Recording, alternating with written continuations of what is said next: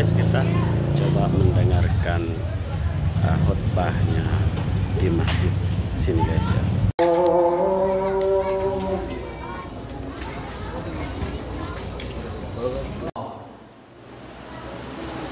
Kalau kita menafsirkan ayat tersebut, kata Isra atau Asra artinya berjalan di malam hari dari tempat ke tempat. Ini namanya Isra, perjalanan Nabi Muhammad SAW dari Masjidil Haram ke Masjidil Aqsa. Di sini ada pertanyaan jemaah sekalian. Kenapa Allah Subhanahu wa taala memberangkatkan Nabi Muhammad SAW dari Masjidil Haram ke Masjidil Aqsa? Lalu Allah Subhanahu wa taala memi'rajkan Nabi Muhammad SAW, diangkat Nabi kita Muhammad SAW dari Masjidil Aqsa, bukan dari Masjidil Haram. Memang ada hikmahnya jemaah sekalian. Kata para mufassirin, Allah Subhanahu wa taala Maha mampu memberangkatkan Nabi Muhammad SAW langsung dari Masjidil Haram menuju Sidratul Muntaha atau langit. Tapi Allah Subhanahu wa taala ingin menunjukkan bahwa Masjidil Aqsa milik umat Islam di seluruh dunia. Bukan hanya milik orang Palestina atau bangsa Arab jemaah sekalian. Pahlawan yang tadi kita sebut namanya Salahuddin Al-Ayyubi, ternyata kalau kita membaca sirahnya atau sejarahnya, ternyata bukan dari Palestina. Salahuddin Ayyubi bukan berasal dari Palestina jemaah sekalian. Bahkan bukan berasal dari bangsa Arab, tapi dari Kurdistan. Bahasanya pun bukan bahasa Arab, namanya Kurdi. Tapi dia sangat yakin dengan ayat-ayat Al-Quran, karena Masjidil Aqsa sendiri disebut dalam Al-Quran dengan atau sebanyak 7 kali, dan selalu disebut bahwa Masjidil Aqsa tanah yang diberkahi, Al-Ardul Mubarakah, atau disebut juga Al-Ardul Muqaddasah, tanah yang suci. Dalam surat Al-Isra, Allah Subhanahu wa taala menyebut barakna haulah, yang kami berkahi sekitarnya, bukan berkahi di dalamnya saja. Jadi setiap kata dalam Al-Quran ada artinya. Barakna haulahu, bukan barakna fihi, di dalamnya, tapi berkahi sekitarnya. Kalau keberkahan Masjidil Aqsa tersebar untuk umat Islam, apalagi keberkahan yang ada di dalam Masjidil Aqsa sendiri. Di surah Al-Anbiya Allah Subhanahu wa taala menyebut وَنَجَّيْنَاهُ وَلُوطًا إِلَى الْأَرْضِ الَّتِي بَارَكْنَا فِيهَا لِلْعَالَمِينَ. Dan kami selamatkan Nabi Ibrahim dan Nabi Lut alaihi wassalam ke sebuah negeri, yaitu Palestina atau Masjidil Aqsa, yang telah kami memberkahinya bukan hanya untuk orang Palestina atau orang Arab, dan untuk umat Islam di seluruh dunia. Mudah-mudahan dari masjid ini, dari jemaah ini nanti akan muncul pahlawan yang bisa membebaskan Masjidil Aqsa dari penjajahan Zionis. Allahumma amin ya rabbal alamin. Ikhwani fillah yang dimuliakan dan dirahmati Allah Subhanahu wa taala. Di dalam Al-Quran Al-Karim disebut juga tentang kejahatan orang Yahudi yang saat ini mereka membunuh saudara-saudara kita di Palestina atau di Gaza.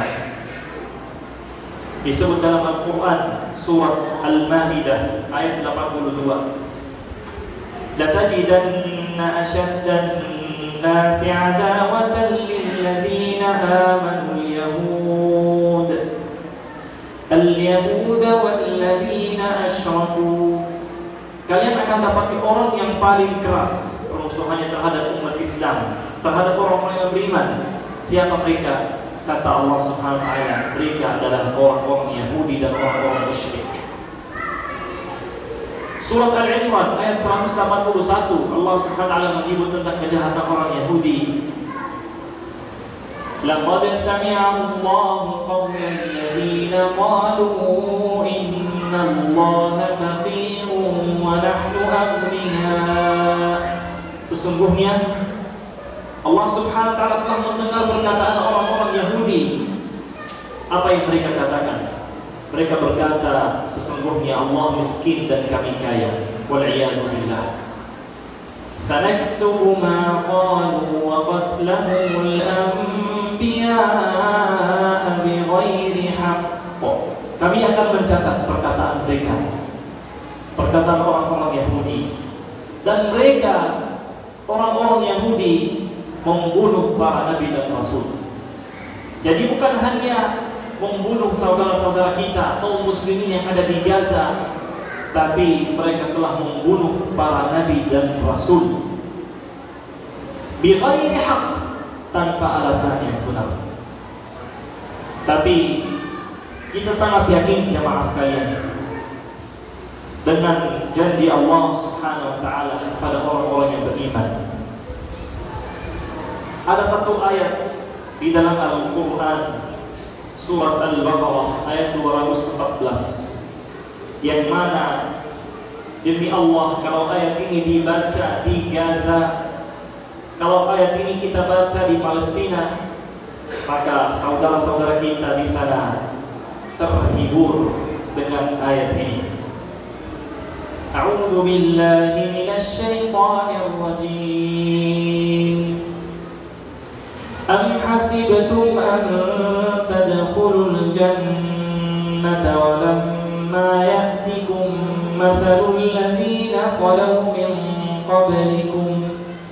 Apakah kalian mengira bahwa kalian akan masuk surga padahal belum datang kepadamu ujian, sebagaimana halnya para nabi dan rasul, sahabat Rasulullah SAW dan para tabi'in dan salihin. Mereka ditimpa musibah, wa zulzilu. Allah Subhanahu wa ta'ala menggunakan di sini kata zulzilu. Mereka digoncangkan dengan bermacam-macam ujian. Hatta yaqula ar-rasul walladzina amanu ma'ahu mata nasrullah. Karena ujiannya sangat berat, sangat besar, sehingga Rasulullah SAW dan para sahabat bertanya, kapan datangnya pertolongan Allah Subhanahu wa ta'ala? Mereka bertanya tapi sangat yakin dengan janji Allah Subhanahu wa ta'ala. Allah Subhanahu wa ta'ala langsung menjawab di ayat yang sama, Ala inna nasrallahi qarib. Ingatlah, sesungguhnya pertolongan Allah Subhanahu wa ta'ala sangat dekat. Dan alhamdulillah saat ini, kalau kita melihat, mungkin sudah kita lihat di TV atau di sosial media tentang gencatan senjata yang ada di Palestina, alhamdulillah telah dirasakan pertolongan Allah Subhanahu wa ta'ala. Kalau tidak ada pertolongan Allah Subhanahu wa ta'ala pada orang-orang yang beriman di sana, tidak mungkin mereka bertahan sampai hari ini membela Masjidil Aqsa. Ketika kita berkomunikasi dengan saudara-saudara kita yang masih di sana, mereka selalu menjawab, alhamdulillah, kami dimuliakan oleh Allah Subhanahu wa ta'ala, bukan hanya membela tanah Palestina atau Masjidil Aqsa, tapi kita membela umat Islam di seluruh dunia. Ya wa'alaihimu taslima wa barik wa an'im ala habibi qulubina. Itulah ceramah dan nasihat hari ini, khutbah. Wabillahi taufiq wal hidayah. Assalamualaikum warahmatullahi wabarakatuh.